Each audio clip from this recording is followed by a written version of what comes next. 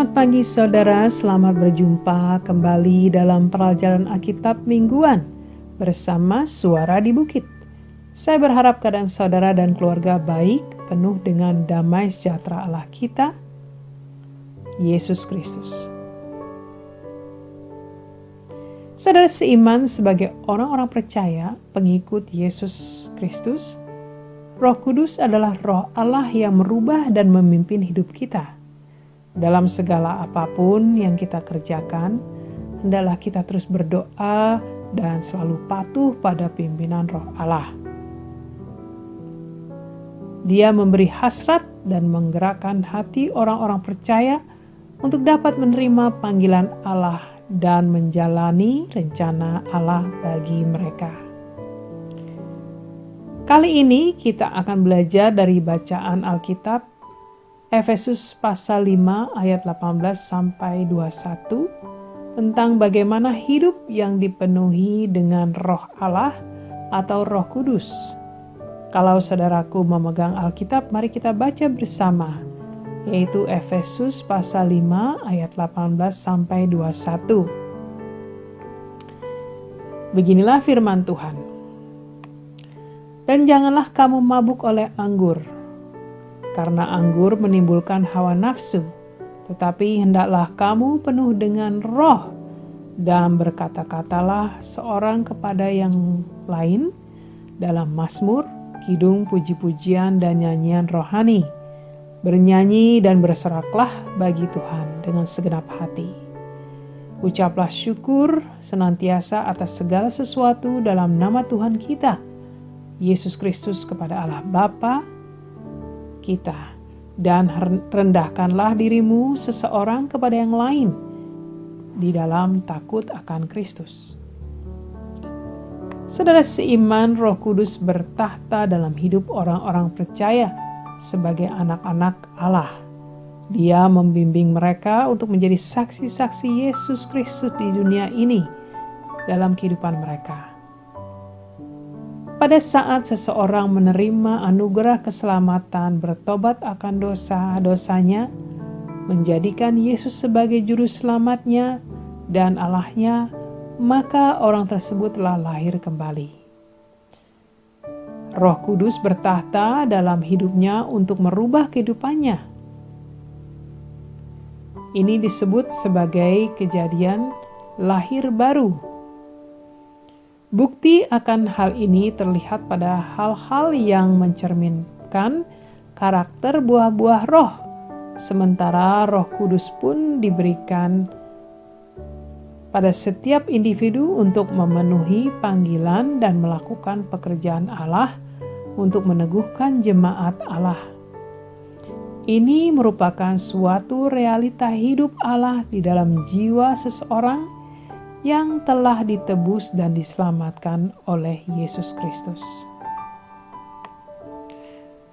Kembali pada bacaan di atas, Efesus 5 ayat 18, Rasul Paulus menuliskan, "Dan janganlah kamu mabuk oleh anggur, karena anggur menimbulkan hawa nafsu, tetapi hendaklah kamu penuh dengan Roh." Saudara seiman, ini adalah suatu perintah yang harus dijalankan oleh kita semua. Dalam hal ini juga, Paulus menuliskan dua perbandingan, yaitu mabuk akan anggur atau alkohol, atau hidup dipenuhi akan Roh Kudus. Kenapa demikian?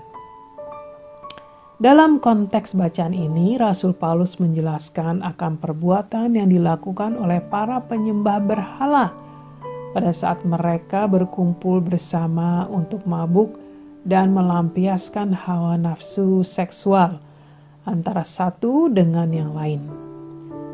Mereka lakukan ini pada saat-saat upacara atau seremoni penyembahan berhala atau dewa-dewa mereka. Perbuatan yang kotor dan berdosa di mata Allah. Paulus memerintahkan agar orang-orang percaya hidup dalam kekudusan, untuk tidak hidup seperti mereka, para penyembah berhala atau disebut pagan. Pengikut Kristus sebagai jemaat Allah harus terus hidup dalam pimpinan Roh Allah, terus dipenuhi dengan Roh Kudus dengan cara terus dipenuhi dan diperbarui oleh firman-firman Tuhan dengan hidup kudus, mengakui dosa, bergantung pada kuasa Allah dalam segala hal, dan menyerahkan hidup sepenuhnya pada rencana Allah. Dalam artian bahwa kehidupan yang dipenuhi oleh Roh Kudus adalah suatu kehidupan di dalam otoritas Roh Allah dan berjalan dalam terang Allah, selalu sadar akan kehadiran Roh Allah dalam hidupnya setiap waktu. Hidup seorang yang dipenuhi oleh Roh Kudus tidak dipacu oleh keinginan atau kehendak pribadi atau kehendak diri sendiri, dan ia menyerahkan hidupnya pada pimpinan Roh Allah untuk memenuhi panggilan Allah bagi dirinya. Secara pribadi dan bersama sebagai jemaat Tuhan, maka kita harus terus memohon kuasa Roh Kudus untuk bekerja dalam hidup kita dengan doa dan permohonan yang kita panjatkan, saudara.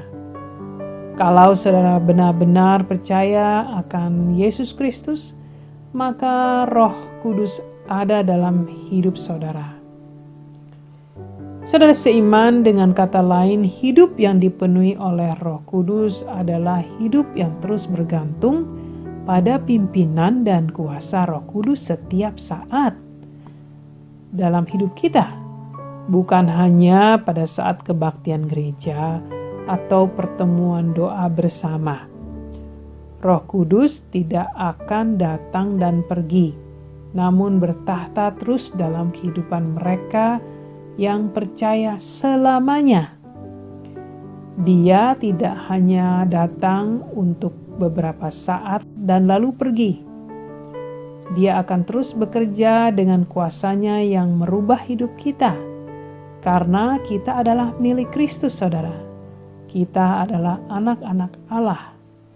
Kita telah dimateraikan oleh Roh Kudus, dan Dia menjamin kita sebagai milik Allah, seperti yang tertulis di ayat-ayat berikut.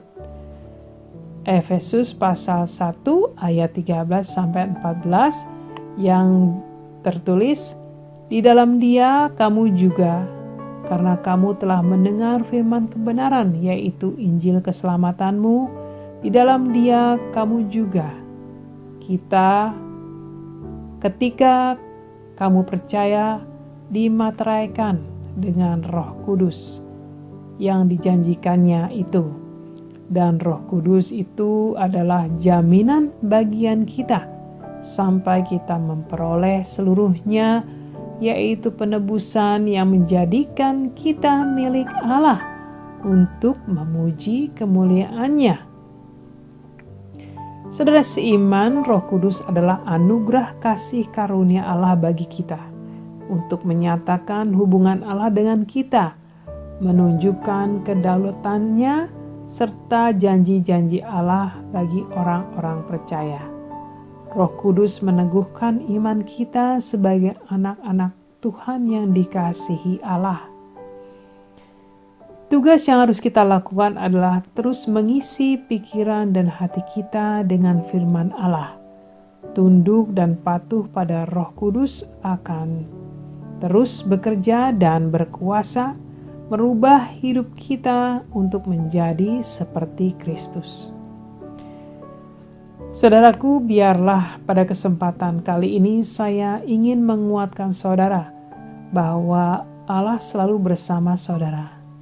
Pada saat saudara merasa lemah, teruslah isi hati dan pikiran saudara dengan firman. Penuhi hidup saudara untuk percaya akan janji-janji Tuhan bagi hidup saudara. Saudara bersukacitalah bahwa Roh Allah selalu bersama saudara. Mari saudaraku, mari kita berdoa. Allah Bapa di sorga, Allah yang agung dan berkuasa, hanya dari firman-firman kebenaran Alkitab, iman kami dikuatkan dan diteguhkan setiap waktu. Kami mengucap syukur atas kehadiran Roh Allah dalam hidup kami. Kami berdoa akan kasih karunia-Mu Bapa, agar kami terus dapat melakukan bagian kami, yaitu percaya dan tunduk pada firman. Kami berdoa Bapa, jauhkan kami dari segala godaan-godaan yang mungkin akan melemahkan iman kami. Pimpin langkah hidup kami sehingga kami dapat terus menerima berkat pencerahan dan pengertian firman untuk lebih dalam lagi, sehingga kami dapat hidup terus memuliakan Engkau Bapa. Di dalam nama anak-Mu yang tunggal, Yesus Kristus, Allah Juru Selamat dan Raja kami berdoa. Amin. Amin saudara, terima kasih telah mengikuti pelajaran Alkitab saat ini. Silahkan subscribe dan share apabila pelajaran ini memberkati saudara, sehingga saudara dapat memberkati orang lain. Tuhan berkati dan sampai berjumpa kembali pada video Suara di Bukit berikutnya. Terima kasih.